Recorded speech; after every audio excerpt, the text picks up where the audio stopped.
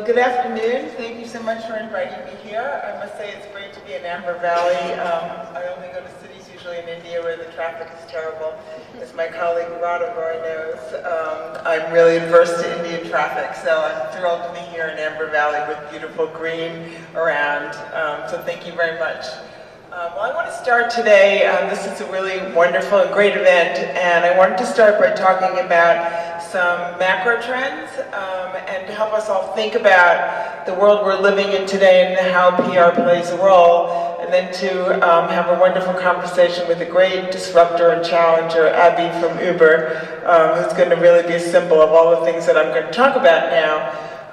So I think we all know we're living in a digital age, but what does this mean? It does mean total and complete disruption of almost every business model, including our own. And I want to argue today that the way that companies will be successful is through communications, and that we play the kind of central role that we have not played actually in generations past. So this is a great opportunity for the PR industry and for all of us here to make a real difference. So, you know, when you're competing in a digital age, those companies who are alert and awake and forward-thinking realize that they need to ride this wave and really take advantage of the emerging technologies, or they will be left behind. So this is not actually an option. It's something that you really must take advantage of and move on. And we're living at the juncture of two separate worlds. There are incredible things happening today, things that we used to think were science fiction and we would never live to see, this kind of futuristic kind of visions. And they're changing our worlds. But at the same time, we're also living in a world of despair with all kinds of things that are really causing fear, anxiety, and uncertainty. This juncture, on top of which we have this disruption and change in the business world, which is making everything increasingly uncertain. And if you go back to these times of the famous Charles Dickens book, A Tale of Two Cities, yes, it was the best of times, and it was the world of times, worst of times, and it was the spring of hope and the winter of despair. So it is up to us to make this difference. Okay, sorry.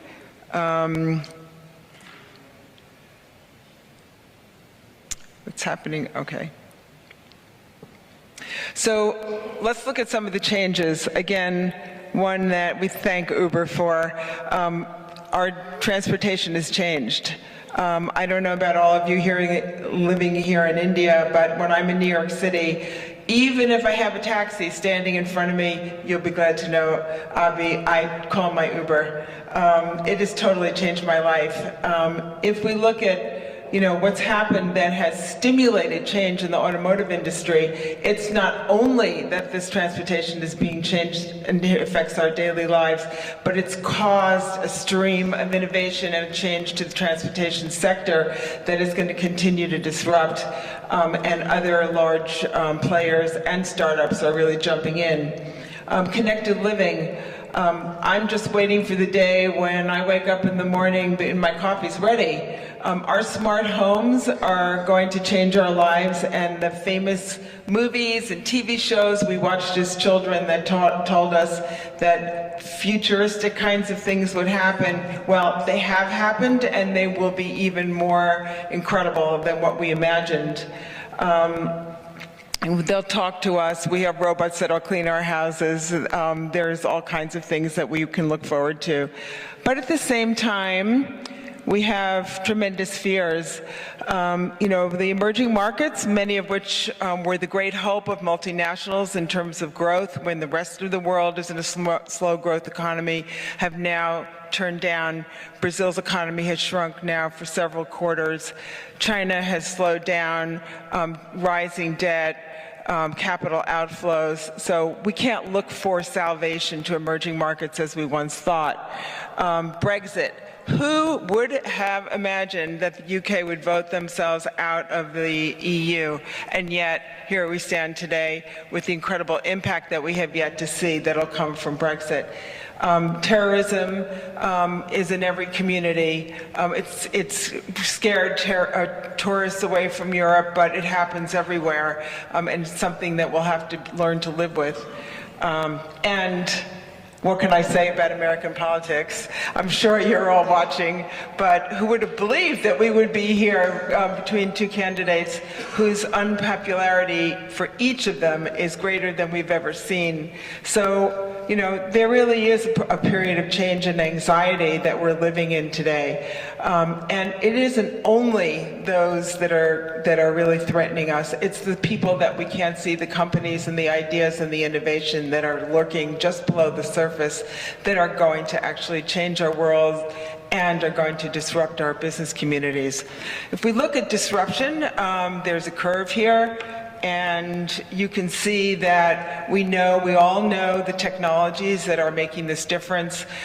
Internet, social, mobile, cloud, big data analytics, these are all things that are part of our world, and they're all things that are going to deeply impact the way we operate as a business.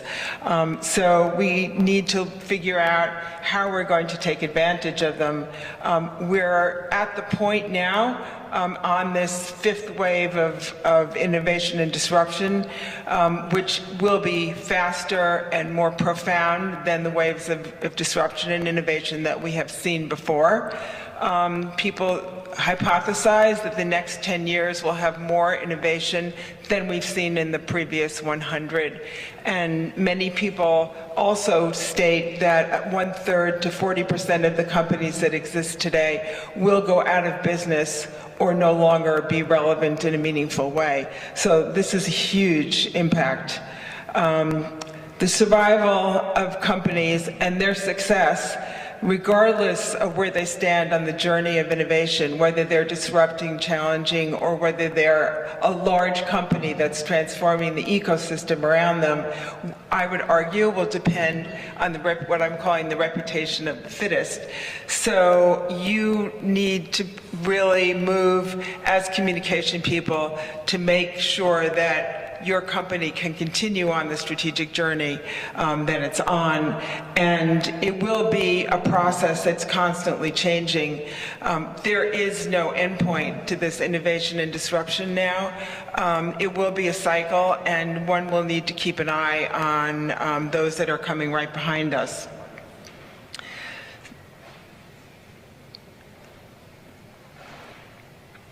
So if we look at what some of the disruptors are, just to define some of these terms, you know, Uber was the first symbol of disruption, again, changing the way we get around. Airbnb totally changed the hospitality industry. PayPal disrupted the way we have the payments model. Netflix has changed the way we watch TV, and Tesla was one of the first to really upend the auto industry. But right behind them are challengers who are nipping at their heels in order to take their place. And while some of them may be more or less important, you have quite a number of people coming right behind Uber, Grab, Taxi, Didi, Kuaishou, Lyft, etc. Flipkart, which is a very, very strong position here in India, and which Amazon has quite a lot of trouble getting ahead of in this market. Xiaomi, which is really huge, once thought of as a copycat to Apple, but now moving toward foreign and international expansion intentions, and so on. And transformers, large companies, sorry, this is a very finicky device here. And challengers like Cisco, who are large players and incumbents who have the power to continuously reinvent themselves and stimulate people and companies around them, as well as Google, GE, and the large auto giants. So what we really need to look at as we look at this battle and this journey amongst these three clusters of players is how they are going to survive and how they're going to continue to hold their positions and reputation in each of their categories. And I would argue that, again, communication will be the vehicle for how one can make the leap and how one can stay on a strong path. These are the 10 imperatives that one needs to think of when we're considering the role that communication can play. So you need a really strong and commanding vision for the company today. You need really strong, powerful, bold, and continuing leadership. You need continuous innovation. It's not an innovation that has an endpoint. And you need to have a revolutionary customer experience.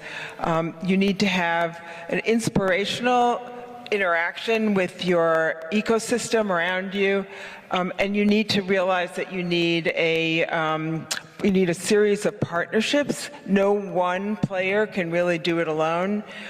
You also need a commitment to the social agenda and the community around you.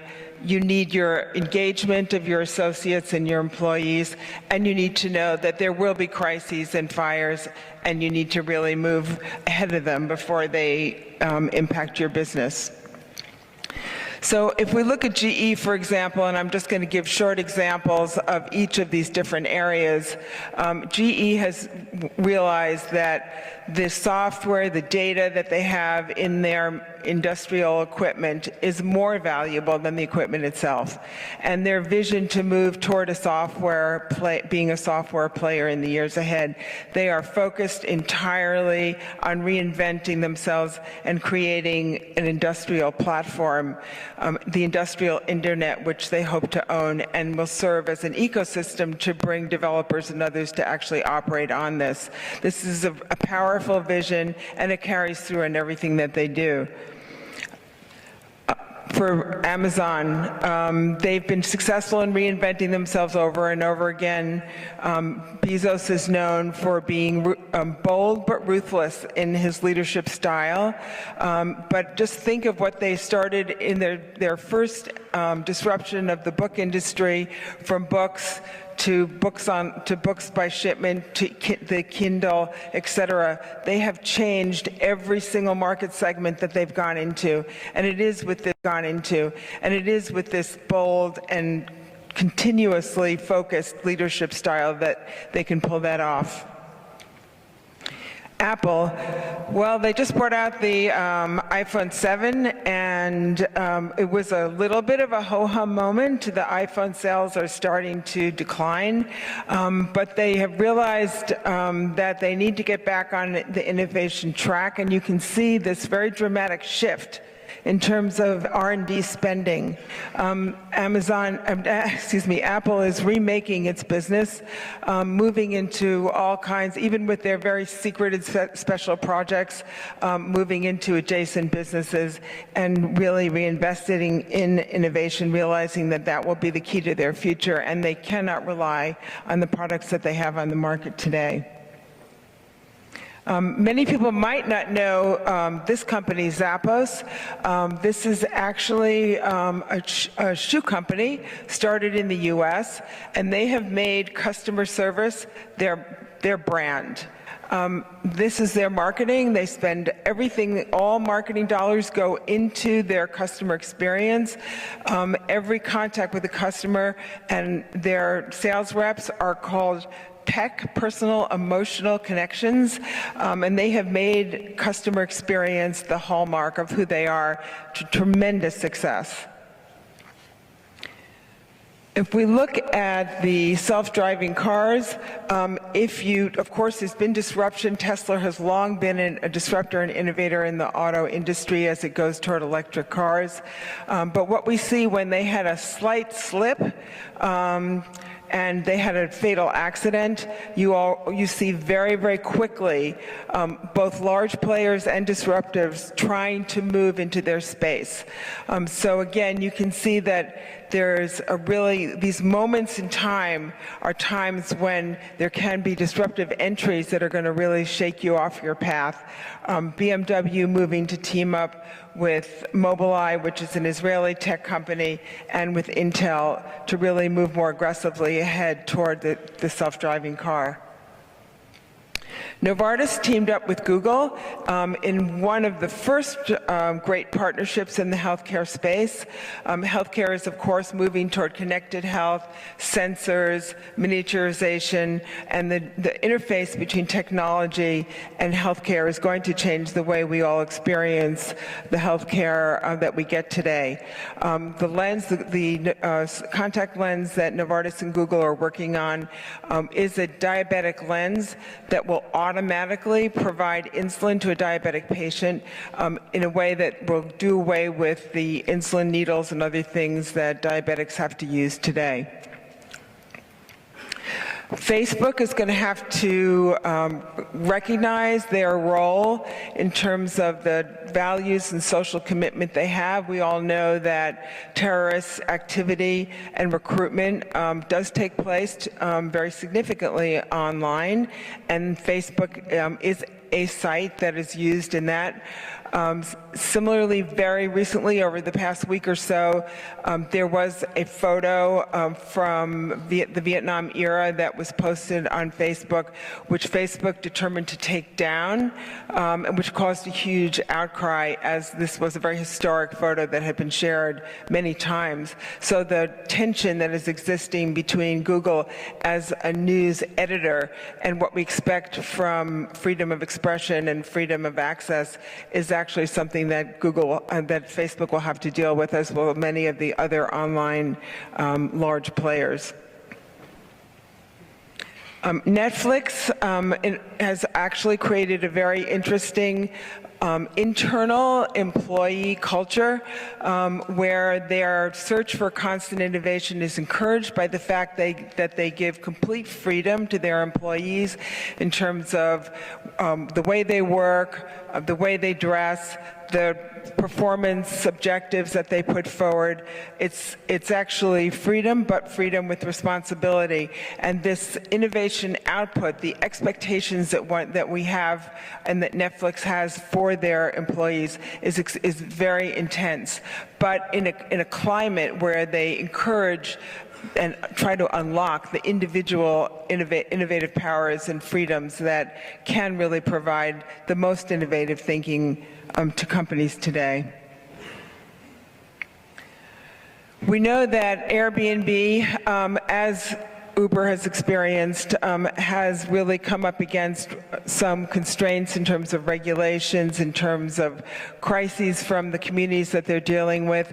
And they did discover that discrimination was actually creeping into the business model that they had created. And so they brought in an external advisory panel to sit down and look at the issues that were, or the structure that was actually allowing this to happen, and came out with a very strong compact, which everyone who is part of the Airbnb world and community must actually adhere to and sign in order to continue to be part of Airbnb, which is a community commitment that they will not be allowed to make any decisions whether to accept a guest or not based on gender or racial or any other discriminatory characteristics. So I think that these kinds of commitments to communities and to the social contract will need to be something that everyone needs to consider. Oops. And then finally, looking at Uber, as I'm sure, again, Uber has experienced, we know there have been many disputes or disagreements that have occurred both in cities, in specific communities, in working with the drivers, and I think getting ahead of those has become really critical. I know that there are many instances, especially in the States, where pension, health policies, the ability to work in a union-like format are things that Uber has moved to put in place place in order to form a new kind of contract with the sharing economy, so that there is a move to recognize early the necessity for creating these kinds of dialogues and engagement. So I would argue in closing that, we have choice now as we enter this very disruptive period, in this period of great innovation and change, that communication can either bring us to something which is extremely positive, where we really do benefit from the innovation that we have in front of us, or we're going to see all of the problems and challenges that disruption brings, the job displacements, the uneasiness and the uncertainty, really take more of a front center position, where we'll continue to have issues and problems more than we benefit from the innovation, the advantages that we have ahead. So I think over the next 2 days, just thinking about the dialogue and the conversations, it's really the question of how can PR and communication take these points and move up to the boardroom and have a seat at the table as companies really question themselves and have the courage to disrupt themselves, and as leaders have really the courage also to bring new players into their dialogue and engagement in order to really progress and move ahead and not fall by the wayside to companies that become forgotten. And just giving out information toward problem solving. And I think the more we can think of sitting down and working as a partner in solving a problem which, where there's few of my own to kickstart this conversation. In your presentation, you touched upon what I felt was very interesting around the business models of disruptive, challenger, and transformer and invisible.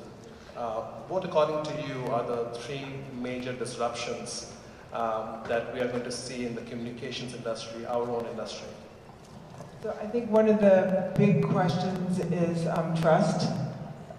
Because when you go through a period of uncertainty, you're fearing for losing your job, you're fearing for your company actually losing its position or going out of business. And there's a question of the communication that one puts out, can you trust it? If you look at the role of CEOs, most or many CEOs are not on social channels today. And that's particularly true of the larger companies. So we know, and the data show us that social dialogue is more trusted than what you see elsewhere. So I think that one of the big challenges is to put the kind of leadership in place that's going to give out trusted communications using the channels that we have in front of us. So that would be the first point. The second point is that I think we're going toward a time when we have lots of new technologies, and these technologies we're going to have to get used to constantly changing. So it's not as if there will be one technology that will actually transform or change the way we communicate or operate. It won't be virtual reality or AI, but something that will come next. And we have to constantly ask ourselves what's next and get used to, as a third point, constantly challenging ourselves. So it will not be an end point where you say, thank goodness I got to this point, thank goodness I've transformed my company. It will be a constant period of unease, sitting at the edge of your chair, and to have the courage to actually think that you have quite not got there yet, and you have to constantly question yourself. Yeah, I fully agree on that. You talked about trust. In an ecosystem where we all are storytellers today, good or bad, I'm not commenting on that, but at least we all try to. And there is a growing trust deficit. How you think about the role of communications to bridge that gap, especially to take us to the next level of where a communications or a chief communications officer has a seat at the boardroom? So I think that what the opportunity we have right now is to help really change our company's business models. That's a more consulting role in the boardroom. We have to move from being tactical and just giving out information toward problem solving. And I think the more we can think of sitting down and working as a partner in solving a problem which, where there's, again, not an endpoint, engaging people in a conversation, building bridges, really focusing on use of better data analytics and insights. We all know we get data, but do we know what to do with it? Do we know how to use it? Do we know how to change the dialogue? We won't be able to give out a statement if we have a problem. Everybody hears something different. So we really need to understand all the various communities that are going to be engaged and interested in the issues that we're trying to solve. And once we can do that, I think we'll have a better seat at the table in the boardroom. Well, I'm sure that's going to happen sooner than later. One of your other slides that I was seeing from there talked about the tale of two cities. If we put that into the whole context of flat world, it gets really interesting from there on. And we understand that there is the whole relevance, topicality, and context that are key elements around communications. How do you think we'll be able to look at the learning standards of communicators, like you and me and everybody here in the room, from different parts of the world, like from people who are getting a career in communications in US to Israel to India to China? How do you think will be disruption in that standards of communication preparedness? So I think that the developed world has a wake-up call coming its way, because developing countries in many instances have moved much more rapidly to adopt some of these technologies. You see in China, for example, the largest e-commerce geography in the world. The number of engineers coming out of China is much have, for example, in the States. So the country that, or the geography that embraces digitization most and first, most aggressively, will actually jump ahead in the digital age. So I think you'll see there will be some surprising readjustments. And while many places in the world are going through a period with this uncertainty of retreating to isolationism, you see that in many political campaigns, including the American elections right now, but similarly in France. Brexit is a perfect example. The global information environment won't actually permit that. So I think we'll readjust ourselves, hopefully, once we get through this valley we're in right now.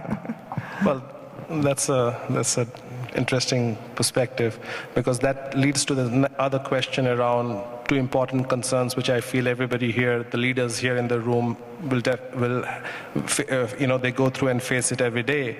One is attrition, and second is the scarcity of talent. In these two important concerns, or rather opportunities that communication industry has globally, how you think technology can play a role, or disruptive model can play a role in bridging this gap and taking these two concerns head on? So the concern of data, or around attrition, and the second one is around scarcity of talent. So, well, I know that it does take work in order to break people out of their silos. But I think for young people, especially millennials coming to work in our industry, they're really interested in working as part of a global team. So I think that's really important. The more we can encourage people to work across geographies, work internationally, I think that will be a plus. And then you have shared learnings. But I also think that young people today really care about values and purpose. And it hasn't always been the case in the PR industry, in that we focused our own people, we focused our companies and our partners on the values that they have. But I think we have to constantly focus our teams on the values that we're bringing, on the social contract and commitments that we have, and help them also to stretch with using the new technologies. One thing we do at our agency is we have a regular series where we actually talk about new apps. Even the really quirky ones. What does this mean to you? How can you use it? Because I think there's, a fun moment, and then people forget them. But I think it's really an opportunity to think creatively. So I would say purpose and values, working globally outside of silos, and also stretching people are what is going to help develop talent and also keep people excited and keep people wanting to be part of the team they're working in. Right. You also talked about the future of transportation, a subject which is very close to my heart as well. And I was looking through your last few tweets wherein you talked about the Pittsburgh association with Uber. It gives us an insight about how communities, government, regulations, policies are also tying up with innovation and disruption to give consumers the benefit. What role do you think communications can play to embrace that disruption? I think that's a really important question, and one other people haven't asked. But I think that communication is actually essential to this because communities and corporate and startups and innovation is all about finding shared value. And communication is what helps people understand where the shared value is. Uber's going to Pittsburgh was a huge benefit to Pittsburgh. Why not San Francisco? Why not Silicon Valley? Why not Austin, Texas? Why not some of these areas that have been at least, are known for innovation or are, rising?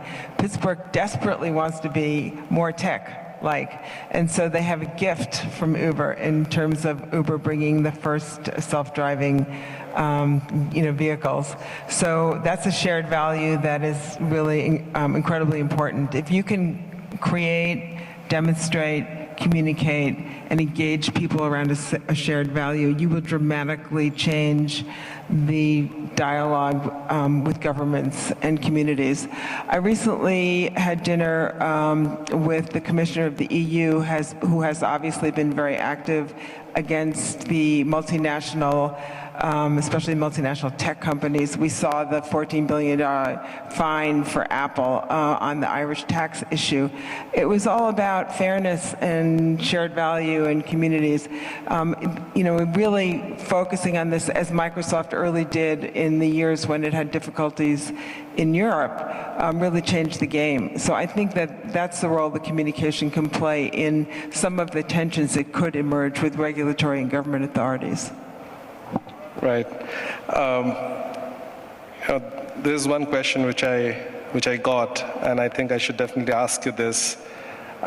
Keith Richards famously stated that everyone talks about The Rock these days, but the problem is they've forgotten how to roll. In that context, if you put our whole social media into that perspective, we talk about trending, we talk about virality, we talk about, for hours and minutes and all of those, and we talk about brand reputation indexes because everybody's using the social media channels. What's next? What's next in that domain? So I'm glad you mentioned Keith Richards. He's my favorite too, so not always the best recognized. Yeah, I think it's fun to think about The Rock, and it's fun to think about, as you say, trending and viral, and we see so many cool things that go viral, and not so cool things, of course, that go viral. But I think it's easy to forget about the fact that we're going to have to push ourselves to find out what's next. And there aren't that many people who really actually wake up in the morning and ask that question. And I think if there's one thing that we can all take away, it's that is the central question that we really need to ask ourselves in order to be successful. Because this is not actually a point where we can all look around and say, here are the great success leaders. It's a journey. And today's disruptors and people who lead can really fall very, very quickly behind. So the role is about really being on the edge of your seat and being on your toes and trying to ask them what's next when you get up in the morning. All right, I'll take that. My last question, Kathy. In our industry, especially in India, and if you look at in Asia and markets that I have worked, diversity in workplace for us is actually getting a male member in the team, because you have so many. I don't know whether you guys agree or not, but at least in my experience. And I know that you have been a very, very vocal supporter of women in the boardroom and as they track their business leadership career. What are your parting thoughts or views for getting more women professionals climb up that ladder, and especially in the context of the growing diversity discussions that we are having and the world is seeing? Well, we're very aware that we're a female-dominated industry in PR, so Thank you for confirming that. Yeah. glad to have some men here. But actually, I don't think there's any easy answer to this. But I think that the criticism and the pushback that we have as women in the corporate world is actually in some ways a gift, because it makes us really fight harder. And you can't ever expect any entitlement. I think you have to realize that you're going to have to pay your dues, and you're going to have to really work to feel that you're going to be better than your competitors in order to really get a position. You need a really clear goal in mind, and you need to fight really hard for it. You can't be swayed or waver if you really want to climb the ladder in the environment we're in. But sometimes being pushed back makes you better. It makes you really stronger. So I think that... You also have a personal anecdote on that, right? I fought really hard. And setbacks are not so bad things to experience. Many corporate leaders that I work with have told me stories about you never are a great leader until you've had a near-death experience. So I keep that to heart, and I think that for women who feel that they've been skipped over for something they really wanted, just come back to the table and fight hard again. Thank you, Kathy. Ladies and gentlemen, Kathy Bloomgarden.